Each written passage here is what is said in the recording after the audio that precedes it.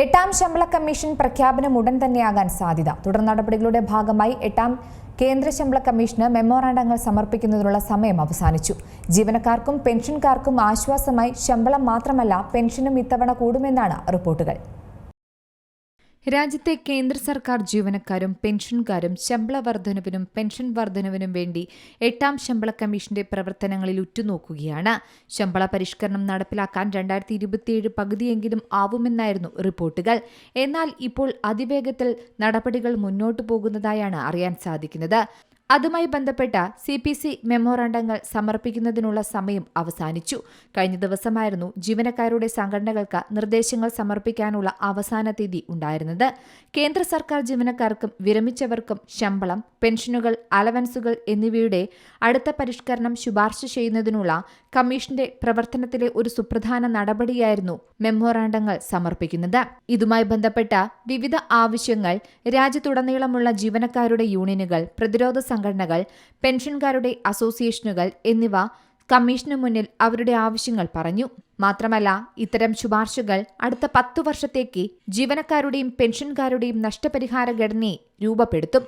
ജീവനക്കാരുടെ സംഘടനകളിൽ നിന്നുള്ള ഏറ്റവും വലിയ ആവശ്യങ്ങളിലൊന്നായ മിനിമം അടിസ്ഥാന ശമ്പളത്തിൽ ഗണ്യമായ വർധനവും പ്രതീക്ഷിക്കുന്നുണ്ട്.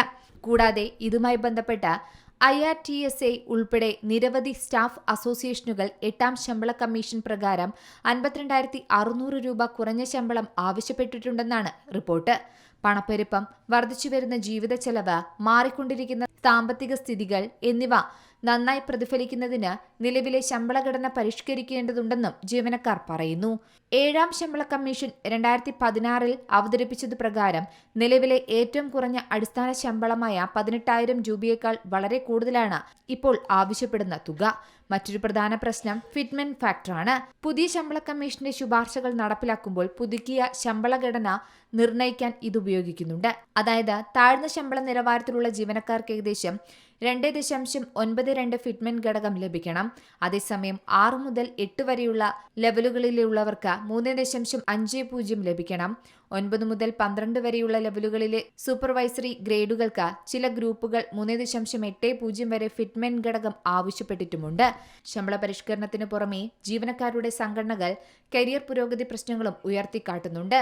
വിരമിച്ച റെയിൽവേ ജീവനക്കാർ, പ്രതിരോധ പെൻഷൻകാർ, കേന്ദ്ര സർക്കാർ വിരമിച്ചവർ എന്നിവരെ പ്രതിനിധീകരിക്കുന്ന സംഘടനകൾ പെൻഷൻ പരിഷ്കരണം, ആരോഗ്യ സംരക്ഷണം, ദീർഘകാലമായി നിലനിൽക്കുന്ന പ്രശ്നങ്ങൾ എന്നിവയെല്ലാം നീക്കം ചെയ്യാൻ എന്നിവയെക്കുറിച്ചും വിശദമായ നിർദ്ദേശങ്ങൾ സമർപ്പിച്ചിട്ടുണ്ട്. മാത്രമല്ല, 8ാം ശമ്പള കമ്മീഷൻ നടപ്പിലാക്കുമ്പോൾ ഉയർന്ന തസ്തികകളിലുള്ള ജീവനക്കാർക്ക് കൂടിയത് 14 ലക്ഷം രൂപ വരെ കുടിശ്ശികയായി ലഭിച്ചേക്കുമെന്നാണ് സാമ്പത്തിക വിദഗ്ധർ പറയുന്നത്. News desk C Malayalam news. ഏറ്റവും പുതിയ വാർത്തകളും വിശേഷങ്ങളും വിരൽത്തുമ്പിലറിയാൻ സി മലയാളം ന്യൂസ് എല്ലാ ഡിജിറ്റൽ പ്ലാറ്റ്ഫോമുകളിലും ലഭ്യം.